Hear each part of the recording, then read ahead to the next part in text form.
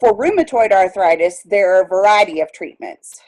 At initial diagnosis, depending on the severity of the symptoms, patients may just be started on a course of steroids coupled with non-steroidal anti-inflammatory drugs. Sometimes those are used together, but typically there's a progression through what are called disease-modifying anti-rheumatoid drugs.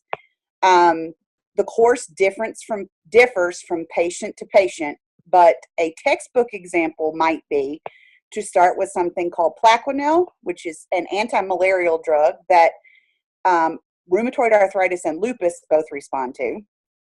Sometimes that's enough for patients. Sometimes they can't start on that. Again, this is just sort of a, textbook cookie cutter. Methotrexate is another example. Methotrexate is a chemotherapy drug used to treat cancer, but is used in much, much, much smaller doses to treat rheumatoid arthritis. Can be taken orally, can be taken by injection. Some patients tolerate it and do great, others don't. The big thing in treating rheumatoid arthritis are biologic medicines. These are things like Enbrel, Humira, Orencia, Simponi Aria, just there's a whole bunch of them. And I'm not saying any one is any better than the other. And they are different classes within the biologics. So a lot of complex medicines, a lot of complex treatment paths and treatment options. Non-pharmaceutical options for rheumatoid arthritis include things like massage, physical therapy, exercise, heat and cold therapy. For me personally, it's cold. Ice, ice, ice, ice is my best friend. Things like TENS units, E-stim. But again, these are supportive measures.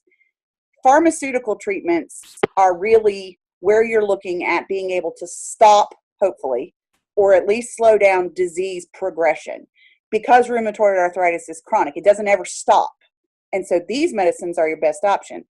Looking at osteoarthritis, the same supportive measures, heat, ice, massage, physical therapy, exercise, TENS, E-stim, all very important. The pharmaceutical side, completely different. The DMARD, disease-modifying anti-rheumatoid drugs, are ineffective on osteoarthritis. The disease process isn't even connected.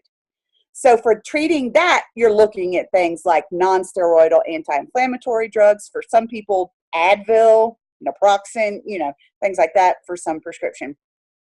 Topical medicines as well. So the treatment paths for the two diseases are as different as the disease processes themselves.